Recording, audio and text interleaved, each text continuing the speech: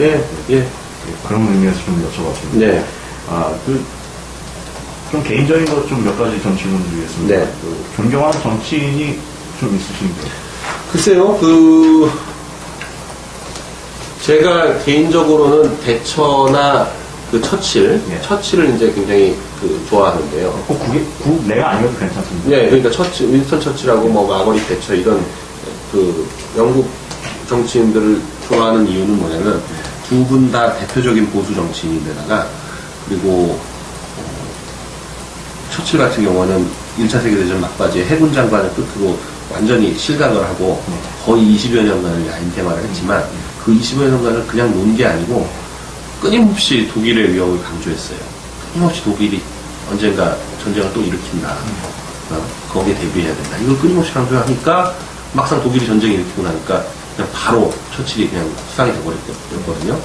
그런 어떤 처칠이 늘 얘기한 거지만 10년 앞을 내다볼 수 있는 해악 이런 걸 가지고 지금 당장 뭐 좀 고난과 고통의 길을 걷더라도 일관되게 뭔가를 제시해서 국민들에게 언젠가는 선택받는 그런 극적인 그런 것이 필요한 거 아닌가.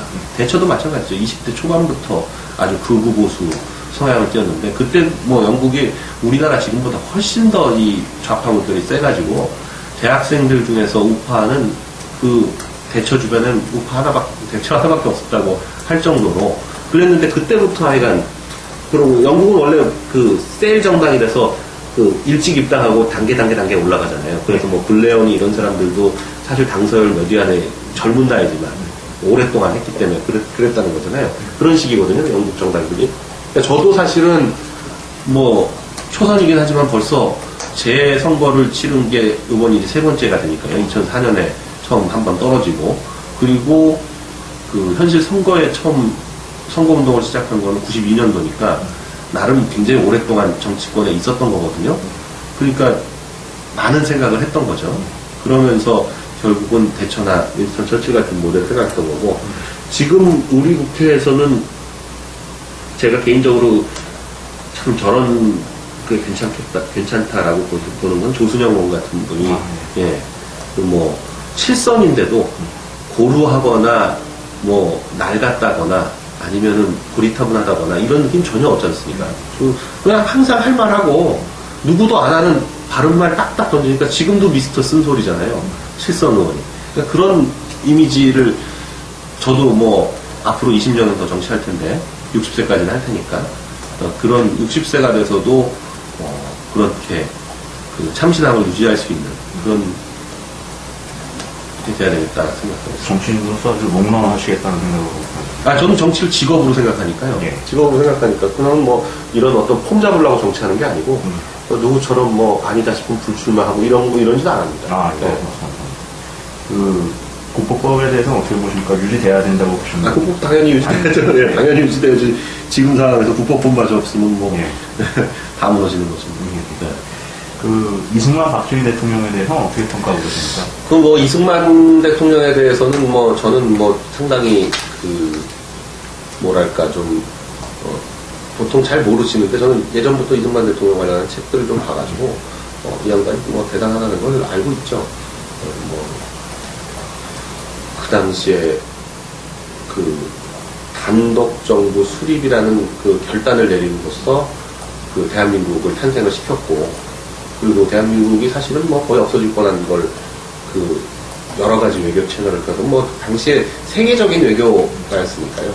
그런 어떤 외교 거의 개인의 힘으로 대한민국을 6.25 당시로서는 굉장히 큰 전쟁이었는데 그 전쟁에서 살려냈고 다만 이제 뭐 50년대 후반으로 가서 약간 연세가 많이 드시면서 조금 뭐 그런 건 있지만 제가 볼 때 54년 5년까지의 행적에 있어서 그리고 일제 강점기 기간 내내 한반도든 아니면 전 세계에 있는 모든 한국 사람들은 이승만을 다 대통령으로 생각하고 있었잖아요, 마음속으로. 모든 임정 항상 대통령은 이승만이었어요. 임정 초기 처음 만들 때부터 시작해서. 그리고 뭐 국내나 국외나 어디서나 마찬가지였죠. 그리고 1911년에 하버드 대학교에서 석사하고 1913년에 프린스턴 대학교에서 박사를 했던가요? 그러니까 천재도 그런 천재가 없는 거죠. 네. 그리고 옥중에서 영어를 공부해가지고 통역을 했을 정도니까 그러니까 뭐 하여간 대단한 인물이면 뭐 틀림없고요.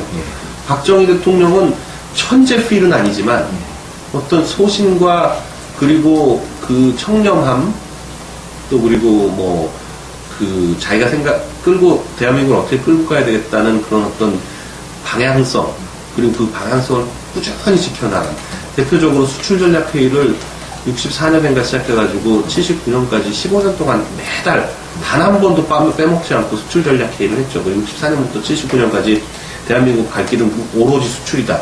이런 걸로 해가지고 그 지금의 대한민국을 만든 거잖아요. 근데 뭐 이승만 박정희 대통령이 있었다는 게 그 대한민국과 북한이 지금 현재 이만큼 차이가 나는 가장 결정적인 게 아니겠습니까? 그 몇 가지만 한 두세 가지만 더 여쭤보겠습니다. 이제 지금 현재 국회의원이신데 다음 이번에 그 4.11 총선에서 어떻게 그 당선 가능성이 있습니까? 뭐 무조건 되는 거죠. 동네 반응이 좀 어떻습니까? 오늘 아까 뉴스원인가 뭐 거기서 이제 그 며칠간 이게 동행 취재 이렇게 해서 했는데 저희 동네 지역에 있는 중학교 졸업식을 갔는데 그 중학교 3학년 애들이 사인해달라고 같이 사진 찍자고 뭐 그건 아마 동영상 뜨면 아주 화제가 될 텐데 거의 소녀시대 인기 부럽지 않을 정도로 완전 난리가 났습니다. 그리고 이제 저 소개를 하고 하니까 뭐 박수가 엄청나게 쏟아지고 애들이 전부 이걸 들고 사진 찍고 이런 정도로 해서 제가 볼 때 제가 계속 얘기했지만 저희 지역 선거는 강용석과 15명의 난쟁이 싸움이고 강용석이냐 아니냐의 선거이기 때문에 이런 구도가 잡히면 선거 해보나 마나다 이거거든요. 그러니까 그 누구하고 누구의 싸움은 굉장히 힘들어요. 그렇게 되면 세력 다툼이 되면. 근데 지금 그게 아니고 강용석 선택할 거냐 아니면 아니냐 이렇게 됐기 때문에 이건 무조건 이기는 선거입니다. 지금 여러 얘기 들어보니까 강용석 의원님이 정치인으로서 의원만으로 끝날 분은 아닌 것 같다는 제가 좀 생각이 듭니다. 뒤에 또 책을 보니까 마가렛 대처의 그 국가경영 그 책도 있고 저 책 보셨습니까? 네. 예, 저런 것도 있고 거의 국가 지도자들에 대한 그런 책들이 저 뒤에 많이 있는 것 같은데 이게 뭐 이런 질문 좀 드리고 싶습니다. 그 북한 동포 해방에서 한반도 자유통일에서 이 통일 대통령이 되고 싶다는 이런 꿈이나 그런 거는 좀 가지고 뭐 누구나 정치인의 꿈은 통일 대통령이죠. 전 그 궁극적인 희망이야 당연히 통일 대통령이죠. 그리고 어떻게 통일 시대를 열어갈 것인가, 그리고 어떻게 해나갈 것인가에 대해서 계속 생각하고 그러는 거죠. 그러면 의원님께서 말씀하시는 그 통일이라는 거는 대한민국 헌법에 따른 자유통일을 말씀하시죠? 물론 그렇죠. 네. 그리고 이제 뭐 마지막으로는 질문 하나 더 여기 오늘 못했던 얘기 좀 하시고 싶은 얘기 좀 해주시죠. 제가 지금 우선 2월 안에는 박원순을 잡아들여야 되겠다 이런 생각을 하고 있는 거고요. 4월에는 제가 이제 국회의원이 다시 돼야 되겠다 이런 생각을 하고 올 연말까지는 보수 세력 재집권을 위해서 제가 뭐 한 번 바치겠다 이런 생각을 하고 있습니다. 그런데 단순히 지금 박원순 안철수만 갖고 할 수는 없고요. 박원순은 뭐 2, 3월 안에는 끝날 테니까 구체적으로 말씀 안철수도 그렇게 될 거고요. 그래서 제가 지금 태제 또는 테마로 생각하고 있는 거는 비자금입니다. 네. 비자금은 제가 저희 팬클럽 모임에서는 한번 이걸 공개 강연을 한 적이 있는데요. 비자금이라면 뭐 여러 종류가 있지만 김정일, 김정은 비자금이 있을 수 있고요. 뭐 노무현 13억 돈. 네. 그리고 이제 DJ 비자금 문제가 있을 수 있고, 그리고 이제 노무현 비자금이 있는데 요것들을 이렇게 잘 테마를 엮어서 해나가면 그 노무현 비자금은 결국 문재인하고 결정적으로 연결되는 고리이기 때문에, 그리고 이건 뭐 그 노무현 수사 기록을 다시 꺼내서 재수사하기 시작하면 되는 겁니다. 그럼 그냥 바로 문재인으로 연결되고 권양순으로 연결되기 때문에 이 노무현 비자금이 제가 볼 때는 문재인을 타격할 수 있는 가장 좋은 고리가 될 거라고 보여지고요. 그리고 진보 좌파 세력들, 좌파 뭐 종북 좌파라고 해도 되고 하여간 그쪽 세력들한테 아직도 DJ는 뭐랄까, 지금 보수 우파한테 이승만, 박정희보다도 오히려 더 추앙받는 인물 아니겠습니까? 그렇기 때문에 그런 어떤 위선 허위의식을 좀 깔려면 DJ 비자금 문제를 건드리고 가야 됩니다. 그래서, 그런데 다행히 제가 지금 조금 있다가 나중에, 여기서 다 얘기할 수는 없고, 하여간 그런 문제에 집중해서, 4월이 지나면 이제 그 문제에 집중을 하겠다. 연말까지. 결국 그런 활동을 하는 건 다 목표가 있어야 되는 건데, 결국 목표는 보수 세력 재집권이죠. 네. 그렇게 생각하고 있습니다. 말에는 이제 영이 있다고 해서 언영이라는 말이 있습니다. 의원님 말씀하신 거 들어보니까 대한민국의 앞날이 그렇게 어둡지만 않다는 좋은 말씀 감사합니다. 오늘 인터뷰 해주셔서 네. 감사합니다. 네, 감사합니다. 네, 감사합니다. 예.